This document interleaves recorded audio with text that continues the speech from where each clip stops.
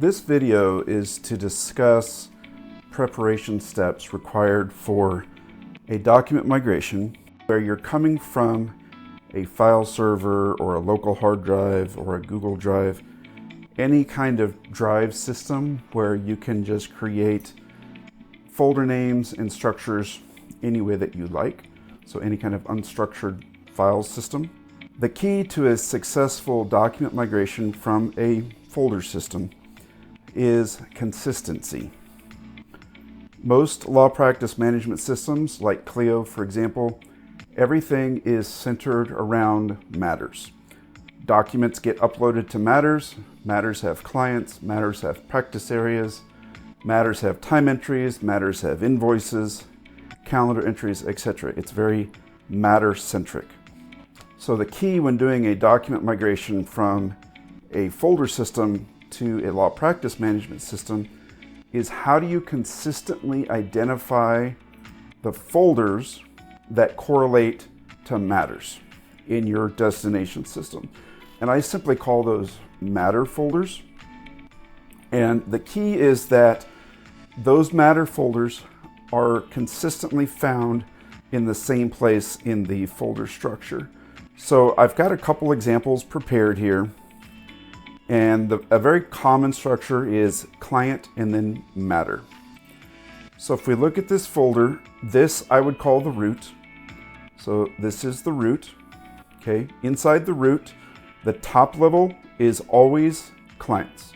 So folders named for clients. There's no extra in here. This is just clients.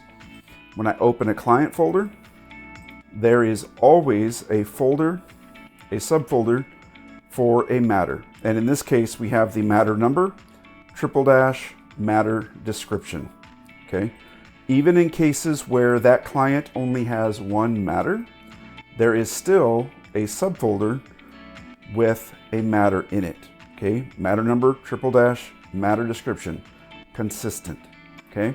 Another common structure is where you have the status of the matter and then just matter folders. So for here, for example, active matters, archived, prospective. If we look in the active folder, always immediately underneath there are matter folders. In this case, it's flipped, matter description and then matter number. That's fine. You'll see it's completely consistent. What does not need to be consistent are the subfolders inside of the matter folders. So this matter folder has 4 subfolders. If we go into another one, this one has 5.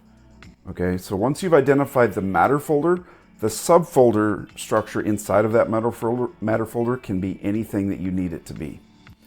Some examples that we often see for inconsistent are things like this. Okay, most of these are client names.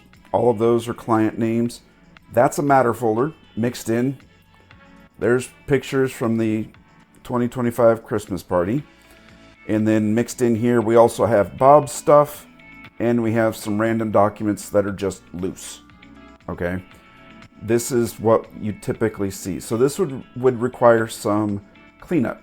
So this matter, for example, you'd want to create a folder for the client and move that into the client folder. Same with this one. You'd want to move this out somewhere else so it's not in your root. You'd want to move the Bob stuff out somewhere else so it's not in the root. And you want to move these documents either out of the root or put them in the appropriate folder so that they get migrated correctly. The migration software, when we read these folders, I'm going to show you what it looks like, and it'll really highlight why this is so important. So I'm going to grab this, and we're going to call this the root. And I'm going to say we want to do a backup of that folder. So I'm telling it this is my root. And now it's asking me level 1, so these folders, what does that represent? Well, that represents clients. So the client name will come from the name of the folder, okay? Level 2, so when we open up a client, what do these folders represent? Level 2 represents matters. So we're going to tell it matters. And now what we can do, because this is formatted consistently, I can even separate out the matter number or reference code from the description. So the reference code is to the left of the first triple dash. Boom. The name is going to be to the right of the first triple dash.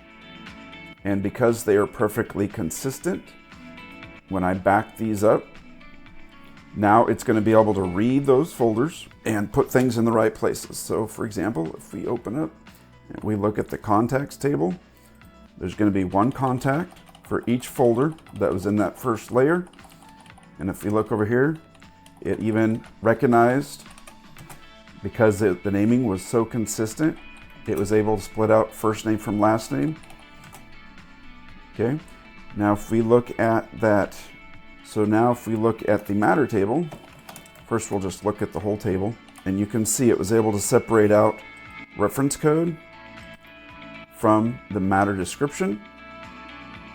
And now if we just look at the matters for that one client, scroll off to the right here, there's the reference code and there's the description. So if we look in that folder, 2024.08 is that one, Allen deportation defense. And then we have 2025.12 is this one, and there's that.